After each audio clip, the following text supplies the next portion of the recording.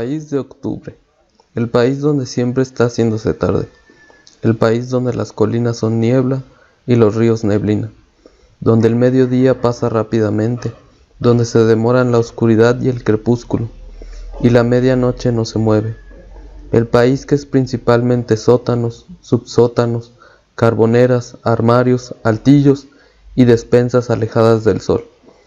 El país que habitan gentes de otoño, que solo tienen pensamientos otoñales, gentes que pasan por las aceras desiertas con un sonido de lluvia. Hola, ¿qué tal? Buenos días, bienvenidos a Marismas del Sueño. Buenos días, buenas noches, buenas tardes. En esta ocasión vamos a hablar de algunas recomendaciones de horror japonés. Bueno, primero para comenzar con el horror japonés hay que entender que pues la cultura es totalmente diferente a pues nuestra cultura occidental. Entre las grandes diferencias que hay, por ejemplo, está el sistema religioso, mientras que occidentalmente hablando tenemos más un sistema que tiene que ver con la tradición judío-cristiana. Ellos tienen un sistema que se basa tanto en el sintoísmo como en el budismo y es una mezcla entre ambos. Entonces, por ejemplo, hay elementos como el animismo, que dice que todas las cosas, los objetos, los seres vivos, tanto las plantas, los insectos, los árboles, tienen un alma y esa alma interactúa y eso se ve reflejado en sus historias. Esto es muy interesante porque es lo que luego veremos en las historias. Y por ejemplo también el concepto de karma. Como nosotros no tenemos occidentalmente en nuestra tradición el concepto de la reencarnación, no podemos entender el concepto de karma. Bueno, actualmente quizás sí, pero de todos modos no es igual a como ellos lo entienden. Por ejemplo, el que alguien siga reencarnando quiere decir que todavía no ha limpiado su karma para purificarse y para poder pasar al siguiente nivel. Con esto tenemos la primera recomendación, que sería un karma pasional de Lafcadio Hearn. Lafcadio Hearn era en realidad pues un hombre inglés que también tenía nacionalidad griega, pero que termina yendo en algún punto hacia Japón y ahí se queda a vivir, y ahí se casa y de hecho tiene hijos. Pero lo que él hace es recuperar todas estas historias sueltas de la tradición japonesa.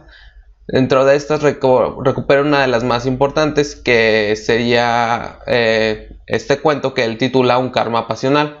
Originalmente se llamaba Botandoro, que significa la lámpara de las peonias, que es una lámpara que se usaba para adornar cuando se realiza el festival de los muertos, que es el Obono Matsuri, que se realiza en agosto. Entonces la historia habla de un joven que se enamora de una chica que se llamaba Otsuyu, y Otsuyu en algún momento muere, pero luego termina visitando a este joven. Pero obviamente lo que va a pasar es que si este joven sigue con sus amores con la muerta, lo va a terminar consumiendo y lo va a terminar matando. Entonces la historia cuenta cómo lo va a ir visitando y cómo él se intenta salvar, porque sabe que si ella está muerta, pues lo único que va a pasar es que ella lo va a terminar consumiendo. La historia obviamente habla de estos karmas. En este caso es el karma pasional porque según la tradición japonesa se cree que las mujeres eran más sensibles a todos estos desenfrenos de sentimientos. Entonces por eso inclusive después de la muerte sigue teniendo esta obsesión con el joven. Y de hecho algo interesante de la historia es que Japón tiene como 3 fantasmas que vuelven a aparecer en diferentes historias, en nuevas versiones, que serían Okiko, Oiwa y Otsuyu. Esos son los 3 fantasmas que vuelven a aparecer. En este caso, un karma pasional toma el fantasma de Otsuyu, que es la chica esta que va a visitar al joven. Y pues lo interesante realmente es ver cómo se forma diferente la tradición. De hecho, también Lafcadio Hearn dentro del cuento lo que habla es que en algún momento van y visitan la tumba y que supuestamente es la tumba de Otsuyu y del joven, pero luego se da cuenta que pues en realidad no, y que quizás la gente está mezclando la leyenda. Pero lo interesante es esta tradición de estos fantasmas clásicos que tienen, como por ejemplo lo que aquí en México sería la Llorona, para ellos son estos tres. Y pues bueno, o sea, les digo, se repiten estos temas, el tema del karma, y pues eso que, por eso, por obvias razones, Lovecraft lo tituló un karma pasional. Sí. Es muy interesante, es otra manera de comprender el mundo fantasmal, el mundo sobrenatural, su literatura, lo que es la religión y también la forma de ver a los fantasmas es muy distinta. A ellos no les da miedo los fantasmas. Bueno, más bien, no, hay una diferencia. Disculpen, tengo que hacer aquí una aclaración. Les dan miedo los fantasmas. Creen en los fantasmas. La cuestión no es esa, sino el miedo que les da a ellos es lo que el fantasma les va a hacer como a ellos como personas. De hecho, esto me parece muy interesante porque para ellos no es motivo de vergüenza decir que vieron un fantasma o que oyeron algo raro, no, para nada. Lo que para nosotros siempre empieza la gente, ay, bueno, yo no creo en estas cosas, pero me sucedió esto y yo no pienso que esto sea verdad, pero y después es cuando se empiezan a soltar y contar. Allá no, o sea, es completamente normal. Los fantasmas, los espíritus y otras cosas. El temor es lo que pueda pasar con ellos respecto a ellos como personas vivas todavía al ser sobrenatural. Bueno, y sobre esto pues yo quiero hablar de una compilación, una antología de cuentos que se llama Darkwater, y quiero hablar sobre todo del cuento que le da nombre a esta antología. Darkwater es un cuento del mismo autor de El Aro, que se llama Koji Suzuki. Él nos cuenta en Darkwater la historia de una mujer que se acaba de divorciar y su hija se van a vivir a unos departamentos que están básicamente muy muy solos y porque de hecho los utilizan como oficinas la mayor parte del día, y ellas consiguen este departamento. La mujer está muy amargada, realmente nos da a entender que ella no disfrutaba estar casada, menos el sexo ni nada. Es una persona que es como muy introspectiva, entonces el vivir incluso con una pareja le causaba bastante rechazo.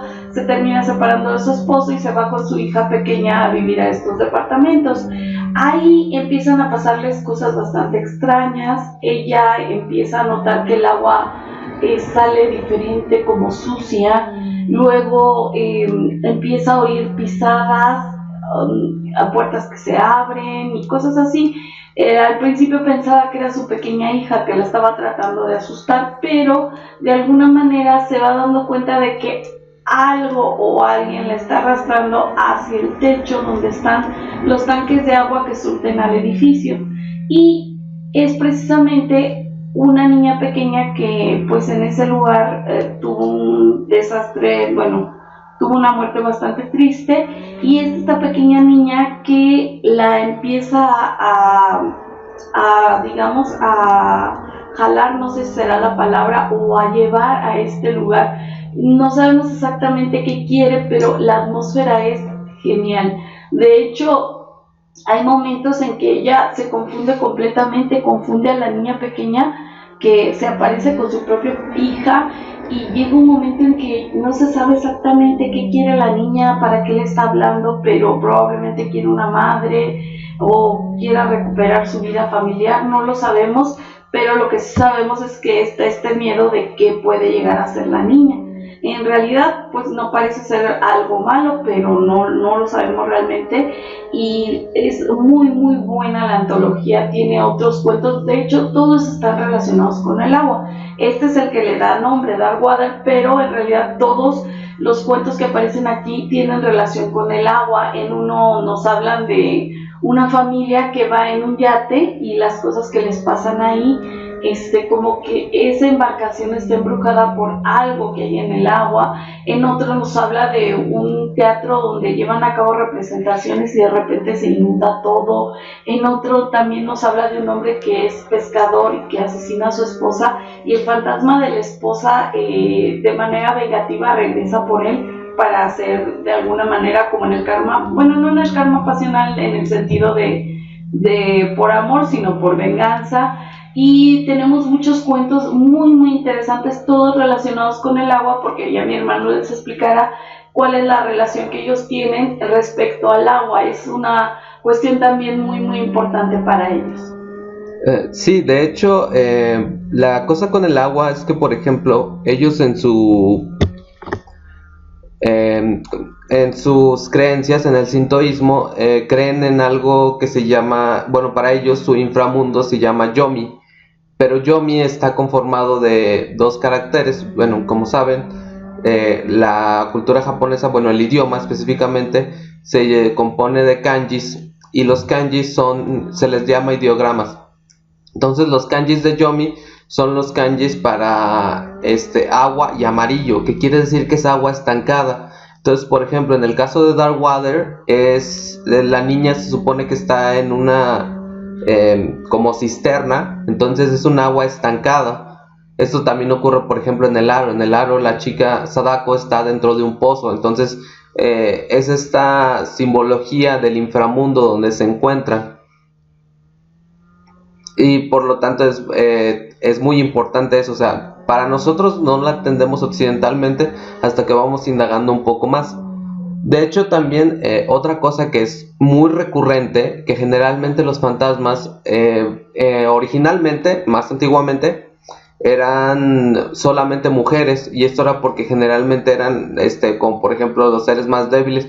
Por ejemplo, acá en Darkwater también son niños. De hecho, es muy raro que después sean fantasmas masculinos, y esto tiene que ver con el hecho de que, lo que ya mencionaba, que era más factible que las mujeres cayeran dentro de este sentido de por ejemplo, de odio o de quedarse aferradas a algo dentro de este mundo. Sí, ya sea dentro de un espectro de venganza, de amor apasionado, desenfrenado, es mucho más plausible que sean espíritus femeninos en su cultura, y también espíritus de pequeños, de niños. Sí, de hecho, inclusive, bueno, en una de las fuentes que yo he consultado, hablan de que, por ejemplo, otro caso famoso más o menos es el fantasma de Koheiji, que es como un sastre, pero dicen que en realidad era como tullido, entonces que en realidad era una persona débil, y eso es lo que quieren remarcar. Para terminar nuestra selección, yo quiero recomendar por último un cuento que se llama En el bosque bajo los cerezos en flor, de Ango Sakaguchi. Se trata de un ladrón que vive en las montañas y tiene varias esposas. Un día iba a asaltar a unos y se da cuenta de que hay una mujer muy bella, y no sabe por qué, pero termina matando a sus acompañantes y se queda con ella como esposa. Pero ella hace que mate a todas las demás esposas excepto a una, que era la más fea, y se queda como sirviente de ambos. Y en algún momento lo convence de ir a la ciudad. Él no quiere ir a la ciudad porque no le gusta la ciudad, le gusta la montaña, pero ella lo convence y lo empieza a convencer de que cometa crímenes. Generalmente era matar personas para quedarse con la cabeza, y lo que hace su esposa es que se pone a jugar con las cabezas. Entonces lo que aquí retoma es el tema de la femme fatal, y así porque dice que es súper hermosa, pero a la vez que tiene una maldad y una perversión constante. Y la manera en la que te lo va narrando es muy muy interesante. O sea, cómo es toda la perversión que maneja esta mujer tan hermosa, y a la vez cómo te va insinuando que probablemente no es lo que parece. Y todo llega a una conclusión, como el título lo dice, En el bosque bajo los cerezos en flor, porque dice que, bueno, para ellos, los japoneses, hay una tradición de ir a ver los cerezos cuando florecen, pero él dice que le tiene miedo porque esconden algo, y la conclusión es lo que nos da a entender esto. Es un cuento muy muy recomendable. De hecho, yo creo que la antología en general es muy recomendable. De hecho, Ango Sakaguchi, en cada cuento es un cuento con respecto a una femme fatal, pero yo creo que probablemente, bueno, a mi parecer, el que más me gusta es precisamente el de En el bosque bajo los cerezos en flor. Sí, es un cuento muy interesante. De hecho, cuando yo lo leí, yo pensaba que así eran los cuentos, porque pues uno se imagina siempre como muy exótico Japón, y yo le comentaba a él lo que había pasado en el cuento, y él me decía que era un cuento muy extraño, que no eran así. sobre todo por el final, que se lo recomendamos, muy, muy, muy bueno, no queremos hacer spoiler en cuanto a eso. Y de hecho es un cuento fantástico, extraño, hermoso y bastante perverso, igual que la mujer protagonista de esta historia. Y pues nos despedimos, ojalá se acerquen a la cultura japonesa. De hecho, esta antología de Darkwater es hermosa, en verdad preciosa. No recuerdo uno solo de los cuentos que esté, digamos, por debajo del nivel. Es una antología maravillosa, es muy buen autor este señor, y se lo recomendamos muchísimo. También el de en el bosque bajo los cerezos en flor, tiene cuentos muy interesantes. Lafcadio también pueden encontrar ustedes cuentos de fantasmas, digamos, un poquito más tradicionales en el sentido de cómo los percibimos los occidentales, pero de todas maneras el refugio muy interesantemente todas estas historias orales que de alguna manera pues han pasado de boca en boca. Es un país que guarda mucha tradición, entonces a él quedó atrapado por esta belleza y esta tradición. Sí, de hecho, pues definitivamente lo importante de estas recomendaciones es que quizás son historias un poco más clásicas para tener en cuenta, pero todas son totalmente recomendables. Pues también para terminar, díganos si han leído las historias, qué les parece, si recomiendan alguna otra. Probablemente ya tengan alguna referencia, quizás más en cuestión de anime o de manga, porque pues es difícil también encontrar traducciones en español de todas estas historias. Pero bueno, hasta aquí nos despedimos y esperemos que los disfruten y si no los conocían, pues que les den una vista. Hasta luego. Hasta luego.